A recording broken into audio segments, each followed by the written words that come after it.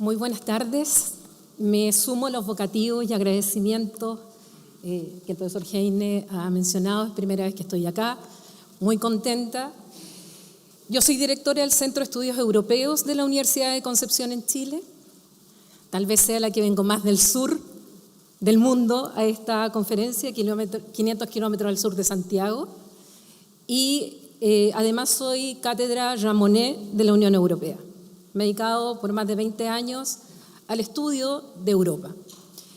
Y como académica, junto con estudiar Europa, creo que es función nuestra interpelarnos, hacernos preguntas, reflexionar sobre las relaciones que tienen, en este caso, que es el Foro de América Latina y el Caribe, con el exterior. Y a mí me toca hablar sobre las relaciones con la Unión Europea. Primero voy a hacer varias preguntas para provocar una reflexión. Primero, ¿existe América Latina y el Caribe como tal? Porque nosotros estamos hablando de las relaciones de América Latina y el Caribe con la Unión Europea. América Latina y el Caribe, en la CELAC son 33 estados. ¿Realmente es un homogéneo para sentarse a conversar con otro bloque de 27 países como es la Unión Europea, el cual tiene un proceso de integración que en parte de ello han cedido competencias y por lo tanto hablan de una sola voz? Yo creo que no. Y esto ha quedado reflejado en la realidad y quiero demostrarlo posteriormente. En segundo lugar, en las relaciones Unión Europea, América Latina y el Caribe, ¿entendemos lo mismo por integración? Les aseguro que no. Para los europeos, la integración significa la transferencia de competencias nacionales a un ente supranacional. Que se renuncia a competencias para que un ente supranacional finalmente tome las decisiones en nombre de los Estados. La Unión Europea, el expresidente de la Comisión, señaló, para hablar de la Unión Europea, cuál era su naturaleza jurídica, porque no es una organización internacional, no es una federación de Estados, no es una confederación de Estados. ¿Qué es la Unión Europea? Es un híbrido. Jacques Delors dijo que era un OVNI, un objeto político no identificado. Porque no cabe ninguna clasificación clásica que enseñamos en ciencia política.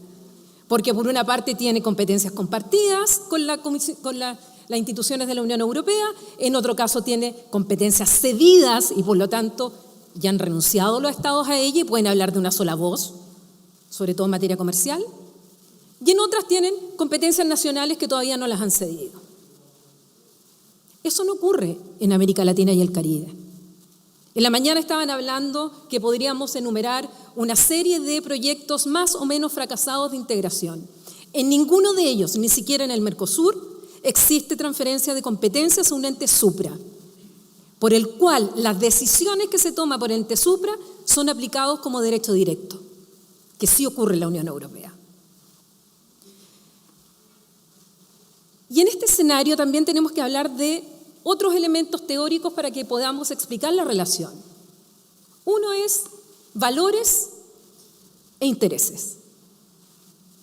Si nos vamos a las relaciones internacionales clásicas, hablamos de la teoría idealista y la teoría realista de las relaciones internacionales. Perfectamente nos podemos preguntar, porque cada acto que realizamos con los europeos parten generalmente con la misma frase. Cada acuerdo que hemos celebrado parte con la misma frase, que compartimos valores comunes, la democracia, los derechos humanos, el respeto por el Estado de Derecho, lengua común. Todas parten con la misma frase. Vuelvo a interpelar. ¿Todos creemos en el mismo concepto de democracia? ¿En América Latina todos tenemos la misma idea de democracia hoy? Yo no lo creo. ¿En Europa tienen el mismo concepto de democracia y Estado de Derecho, separación de funciones, la independencia del Poder Judicial? Yo no lo creo. Polonia y Hungría hoy día tienen 2 procedimientos ante las instituciones europeas. Por lo tanto, cuando empezamos a hablar de aquellos conceptos que repetimos una y otra vez como una retórica, Creo que nos corresponde a nosotros interpelarnos si es que de verdad esos conceptos son los que hoy día se aplican. Y en la realidad ver qué es lo que nos une y qué es lo que nos desune. Y para eso me sirve otro elemento de la teoría de las relaciones internacionales. Los intereses comunes, idénticos, complementarios o contradictorios. Porque en las relaciones internacionales, incluso con los vecinos, con los que están más lejos, siempre vamos a tener intereses idénticos, comunes, complementarios o contradictorios. Siempre. ¿Pero a cuáles les vamos a dar preferencia? ¿Aquello que nos une o aquello que nos desune? O a lo mejor basta que tengamos intereses complementarios, no necesariamente idénticos. Y yo me preguntaba esto cuando fue la cumbre de la CELAC, Unión Europea, el 17 y 18 de julio de este año. Después de 8 años que no se habían realizado esta cumbre, se realiza la tercera cumbre, donde asisten los 27 estados de la Unión Europea, más los 33 estados de la CELAC. Y mi pregunta era, lo publiqué en una columna en el diario El País, ¿qué iba a primar? ¿Los intereses contradictorios, comunes o complementarios? Y ahí vino la discusión. Y uno también podría preguntarse, ¿y por qué ahora la Unión Europea se acerca a América Latina? Porque durante mucho tiempo, sobre todo América del Sur, nos dejaron. No es que tengamos malas relaciones, pero se debilitaron las relaciones con Europa. No es que Europa no tenga relaciones con nosotros, pero además fue justo un momento en que por razones políticas, por un lado, se suspendió la cumbre por la situación de El Salvador, y en segundo lugar porque Europa ha vivido una policrisis, que no la voy a detallar porque algo se dijo esta mañana, pero que evidentemente nosotros, América Latina, no somos prioridad para Europa. Nunca hemos sido prioridad para Europa. Y eso no es malo, porque generalmente para las grandes potencias, ¿cuándo uno es prioridad? Cuando es un problema. Cuando uno tiene problemas de seguridad, cuando hay un tema de inmigración, cuando hay un tema de drogas, cuando hay un tema, generalmente ahí pasamos a estar en la agenda. Pero el hecho de que no seamos prioridad, eso no significa que no seamos parte de la agenda de los europeos. De hecho, la mayor inversión directa en América Latina no es de China, es de Europa. La mayor cooperación no es de China, es de Europa. Por lo tanto, en las relaciones también aquí hay intereses. ¿Qué es lo que cambió? ¿Por qué ahora sí? Bueno, en la misma comunicación del alto representante para la política exterior y de seguridad común, Josep Borrell, junto con la Comisión Europea, que le envía a los países de la CELAC, no enuncia. Está clarísimo, el escenario ha cambiado, el sistema internacional ha cambiado. Por un lado tenemos efectivamente esta rivalidad sino-estadounidense. Yo no creo que haya Segunda Guerra Fría, por todos los factores que se han señalado también aquí. En ese sentido, soy más partidaria de la tesis de Joseph Nye, que habla más de una rivalidad competitiva, cooperativa, que una rivalidad competitiva como ocurrió en la Guerra Fría. Porque la interdependencia entre Estados Unidos y China quedó clara con la guerra arancelaria. Pero es cierto que está ahí ese escenario macro. Europa ha perdido fuerza. ¿Qué necesita Europa? Necesita Europa una recuperación económica, porque la crisis del 2008, que parte aquí en Estados Unidos, le afectó muchísimo más a Europa y por más largo tiempo. ¿Qué es lo que necesita Europa? Europa se ha puesto unos objetivos en el tema del cambio climático mucho más ambiciosos que el resto de los países. Para eso necesita una transición digital, una transición ecológica. La guerra de Ucrania ha sido un punto de inflexión clarísimo, con la invasión ilegal de Rusia en contra de Ucrania. Y eso dejó al desnudo algo que se había dicho y que también se planteó aquí, la dependencia del gas y el petróleo ruso. Muchos países de Europa, sobre todo Europa Central, dependían 100% del petróleo y del gas ruso. Y esa dependencia había que terminarla. Y surge lo que ellos llaman las materias críticas. Y las industrias críticas, que además vienen del tiempo de la pandemia, tal como se señaló acá.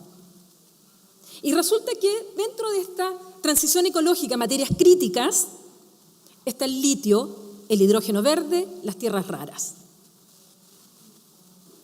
El 60% de la producción mundial de litio está en Argentina, en Chile y en Bolivia. Y los europeos lo necesitan. Hidrógeno verde sí, se puede obtener en otros lados, pero América Latina y el Caribe, sobre todo América Latina, América del Sur, presenta ciertas características de seguridad que no las tienen en otros sectores que geopolíticamente están más complicados. No es casualidad que la visita de Ursula von der Leyen, presidenta de la Comisión Europea este año, haya sido, antes de la cumbre de la CELAC, haya sido a Brasil, Argentina, a Chile y a México. Hay interés, no solo valores. Y eso es lo que nos pone a nosotros también en una situación de pensar en nosotros mismos de qué, porque siempre le echamos la culpa al tercero.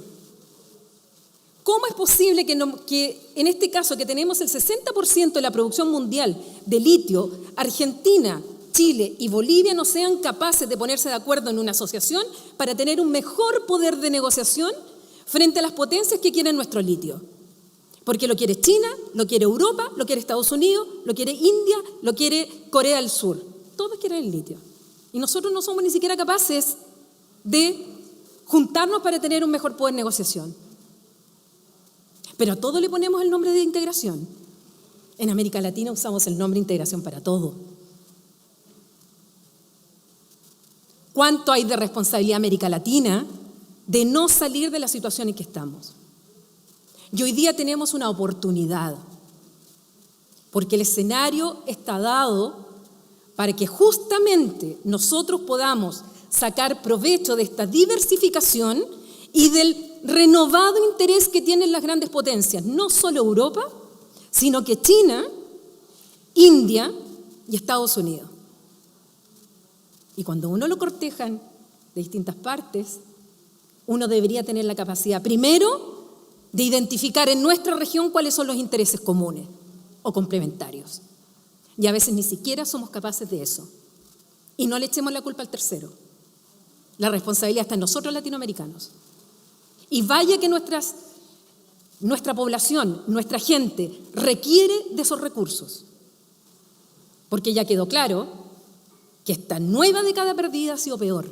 Y con esas cifras que vimos en la mañana, si no nos unimos de verdad ahora, en muchos intereses, vamos a seguir separados, divididos, y la relación entre Europa y América Latina va a seguir siendo a distintas velocidades. No hay relación birregional, interregional, hay relaciones a distintos niveles. Más rápido con México y con Chile, que tenemos el acuerdo de asociación. Chile lo va a renovar ahora en noviembre. Ya terminamos las negociaciones, viene la firma. México, ahí el presidente AMLO está todavía poniendo algunas trabas. Después podríamos esta vez en las preguntas hablar del Mercosur. Está la Comunidad Andina de Naciones, que tampoco celebró un acuerdo como tal, celebraron acuerdos distintos. Colombia, Perú, Ecuador y un acuerdo especial con Bolivia. Esas son las relaciones. Valores e intereses. Y las relaciones internacionales son la suma de valores e intereses. Muchas gracias.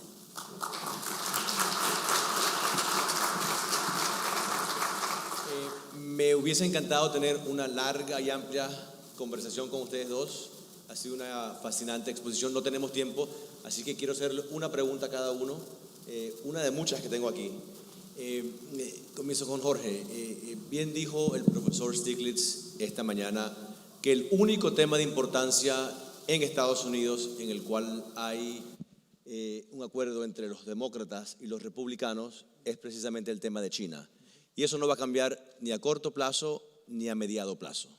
Eso va para largo. Cuando se le pregunta a los líderes, a los presidentes latinoamericanos, sobre las inversiones chinas, sobre el por qué aceptan condiciones que no son las más favorables, la respuesta es la misma, sea un presidente de derecha o de izquierda. Es: yo preferiría tener relaciones, que los americanos viniesen y construyeran la carretera, el puerto, el aeropuerto, todos estos puntos claves, pero están ausentes. Y vienen los chinos y me ofrecen términos aparentemente positivos, sé que a largo plazo no lo son, pero vienen y construyen el puerto, la carretera, el aeropuerto. Y mi labor como presidente es asegurarme, como líder, asegurarme de que mi gente tenga lo que necesita. ¿Qué puede hacer los Estados Unidos para cambiar eso? ¿Cómo podemos hacer para que los Estados Unidos empiece a prestarle atención a la América Latina? No porque es un problema, sino porque es una oportunidad. Gran pregunta. Y yo creo que acá la clave está en la competencia. ¿Qué es lo que ocurre? Se hacen licitaciones para proyectos de puentes, carreteras, en fin. El caso del metro de Bogotá. Bogotá quiere hacer un metro. Y dicen, bueno, ¿habrá una empresa estadounidense que lo pueda hacer? No hay empresas estadounidenses que hagan metro. No es que no quieran, no las hay. ¿Qué alternativa tenía Colombia? Quedarse sin metro, y la está haciendo una empresa china en asociación con una empresa canadiense por el efecto de las formas. El punto es el siguiente: si Estados Unidos quiere competir en América Latina, bueno, que participen las empresas estadounidenses, participen en las licitaciones. Este es un punto básico. Uno de los debates más interesantes que se han dado dentro del Banco Interamericano de Desarrollo es el siguiente. Algunos han dicho las empresas chinas se llevan un porcentaje alto de los contratos de construcción que se hacen con fondos del banco. Eso es impresentable, porque China tiene solo un porcentaje mínimo de las acciones del banco y Estados Unidos tiene un 30%. ¿Cómo es posible? Esto indica el abuso que existe. ¿Qué abuso? No puede uno ganarse una licitación si uno no participa en ella, por definición. Y en la medida en que las empresas estadounidenses no han querido hacerlo, bueno, pierden, como en la guerra. Entonces, mi respuesta a la pregunta sería, bueno, que las empresas estadounidenses participen. Ahora, lo que ha ocurrido, y a mí me parece muy negativo, es que Estados Unidos ha presionado para que los gobiernos latinoamericanos no hagan proyectos con empresas chinas. Entonces, la pregunta, bueno, ¿y cuál es la alternativa? No estamos ofreciendo alternativas, le estamos diciendo lo que tiene que hacer. Eso, como ustedes comprenderán, no cae muy bien. Caso clásico, Panamá. El gobierno de Panamá licitó el cuarto puente sobre el canal de Panamá. Se lo ganó en la licitación una empresa china. Cambia el gobierno, nuevo gobierno de Panamá cede a las presiones del gobierno de Estados Unidos, paraliza el proyecto. Yo estuve en Panamá hace unos meses. El cuarto puente hace falta enormemente, pero no hay puente porque se paró el proyecto. Ahora quieren revivirlo. Entonces, esto es hacer como el perro del hortelano, no comer ni dejar comer. Eso me parece un enfoque equivocado. Y si Estados Unidos quiere cambiar la imagen que ha ido desarrollando en Estados Unidos, en América Latina, tendría que cambiar esa política. Gracias. Paulina, hablabas, sí, claro que sí.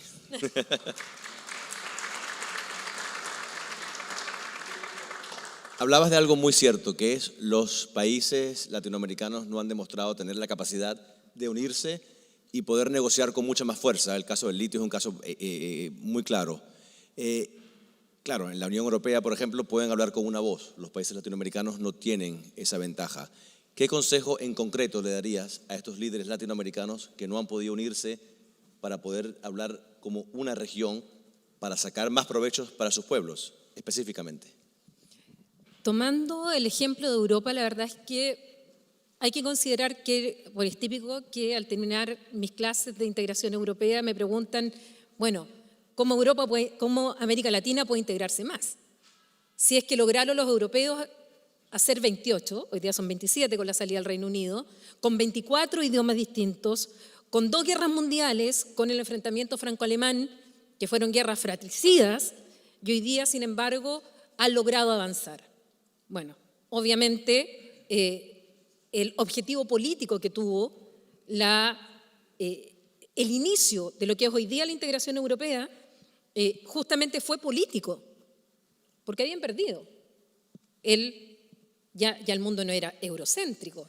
El poder se fue a la Unión Soviética y a los Estados Unidos. Y ellos habían quedado en una situación donde las guerras mundiales habían sido en su territorio. No les quedaba otra que unirse. Pero del primer momento supieron, los grandes fundadores de la Unión Europea, supieron que esto no iba a ser de una sola vez. Gran discurso Robert Schuman cuando dice que Europa no se hará de un golpe, sino que se hará a través de solidaridades concretas. ¿Y cómo partió esto?